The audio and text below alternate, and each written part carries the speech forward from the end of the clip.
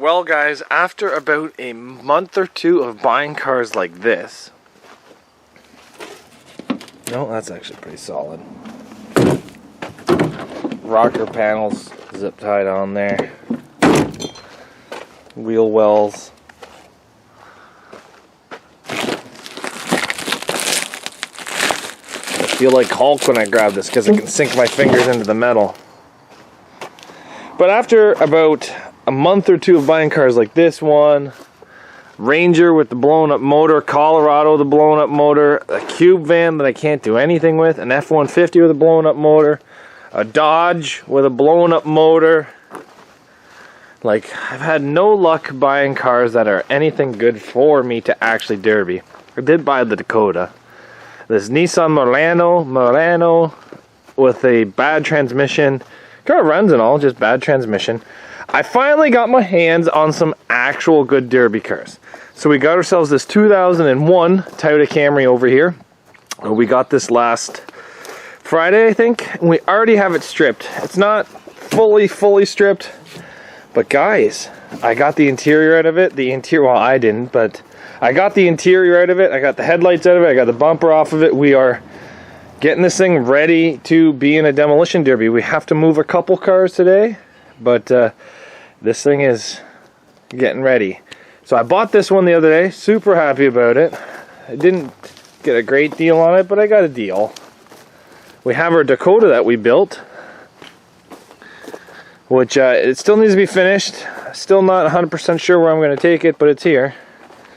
And then we bought this Camry yesterday. Again, not a screaming deal. It's a maybe a 6 out of 10 for rust, but it's a 4-cylinder Toyota Camry with an ownership. Look at the mold on that owner's manual. Here comes the rain. Don't get me soaked. But yeah, it beat boys. It's got all the fancy Camry dents all the way around it, and yeah, it's not a great car. And then I picked up this thing. It's a Toyota Caravan. Guys, we are starting to get the actual good derby cars back in stock. This one here is not the best Caravan, but a Caravan is a Caravan. Stow and go. It's nice to have you guys back here. This one here, the tire fell off while Buddy was driving it, so he needed to get rid of it. No transmission, motor issues, just body damage from a tire falling off. So what we got to do today is I'd like to put this black Toyota Camry back there. I'd like to put the other Toyota Camry in front of it. I'd like to put this Caravan where that Toyota Camry is, and then kind of push the Murano ahead. I don't know. The Murano there is kind of a piece of junk. I'm not sure. Maybe I'll just put the 2 Toyota Camrys back here. Get that one ready for scrap. I'd like to kind of rip some stuff out of this to get that van full and ready for scrap, because it needs to go. And yeah, then just this thing. Oh, buddy, I think your van sprung a leak. So we're just gonna get all the tires loose. 3 out of the 4 tires are actually nice. This one's not. The rest of them are pretty nice, actually.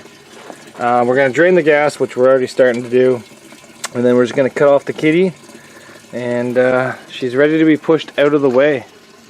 That didn't take us too long. Oh, I got to take the battery out of it too. I forgot. The battery's got to come out. And then I'll be ready to go. Just push her out of the way and keep filling it up. We still got about another half a Camry's worth of space in here. You know, that little Walden, that thing is my hero.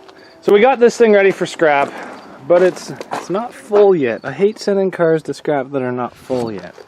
So we did cut the fuse panel out to get towards the battery, and I spy with my little eye some 25 amp fuses. We're going to be taking those. So let's remove this. We have to go get a 10 mil and pull these 2 things off, and we're going to go jam it into our first victim for the day.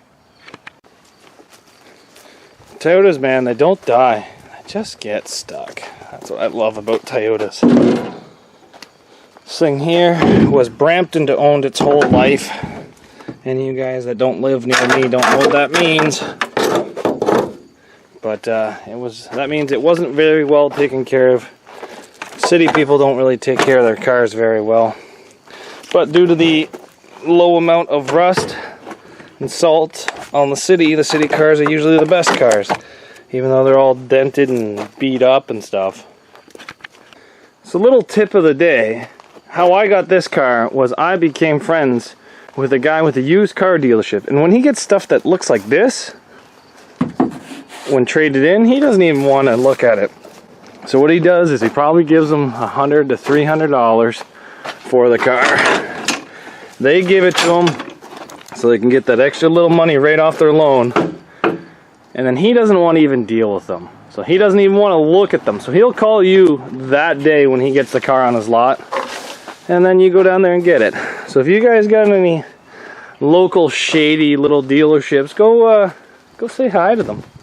This is from my little local shady guy. Oh no, I don't like that red light flashing. Somebody's put an aftermarket security system into this thing. Alright, how many kilometers on you? 413. But it's got a cool radio. Oh. Okay, so I can tell that both rear struts are blown. And... oh, I think I just hit something. First things first. Oh, that's disgusting. Let's rip out some stuff in this. Mirror, mirror on the wall. Who is the fairest of them all? Not you. Screw you then. I guess we won't be needing this book because I know more than you. Hi there. Is there a project you're working on? I know more than you. All right. And the van is just about full to go to scrap. So what we're going to do is we're going to park that thing, we're going to cut up some bumpers, and this thing will be full. Go to sleep for a bit. We're going to get your big friend over here with the big booty. This big old Caravan. Now, I ran one of these last year, maybe 2 years ago, 3 years ago. I did absolutely nothing to it. It was bone stock, and the first time I ran it, I had an issue with the computer coming unplugged, so it really wasn't a good run. I actually built two vans, one for me, one for my buddy Josh. Josh ended up winning the class. So I kind of think the old bodies are a little bit better than these new bodies, but let's face it, everything's going to be going new here in a bit, so you might as well start getting on the bandwagon before it starts getting ahead of you. So I'll probably try to get this stripped this Sunday. I got the two guys coming over to help me. They'll strip this thing down to nothing, hopefully. I have two of them coming, so maybe I can even get a different car done.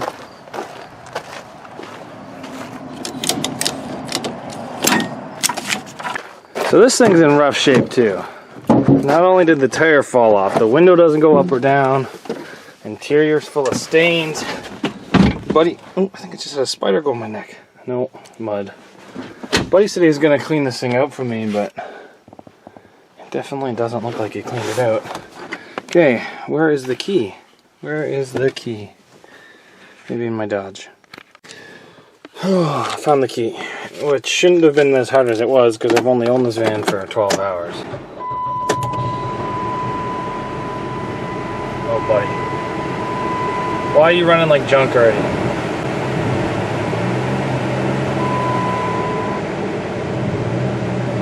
Oil, change oil. I'm gonna turn you off and see if you start better next time.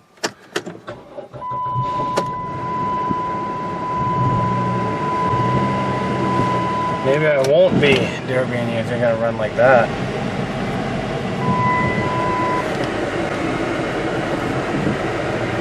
Oh, that didn't sound great. Why are you running like a bag of junk? Oh no, look out!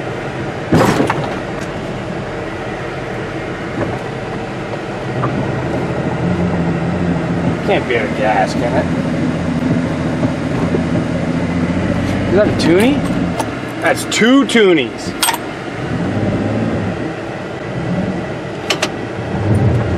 There, now she's coming alive. Alright, she's got power now. We've got it parked, and now we have a helper here helping us strip it. You okay to be on camera? Hi. So he's going to be ripping out all the interior out of this, getting it all ready. So guys, I don't know if I'm going to be running this van. I might be giving it to one of my buddies, Roy. So if you guys want to see this thing get derbied, it'll probably be in Brampton. But we got it home, we got it ready, and now we're starting to strip it. So thanks for watching, everybody. See you back here on the next episode here at Zach's Workshop. We're just going to be filling this truck up to go to scrap and filling that Nissan up with all this junk.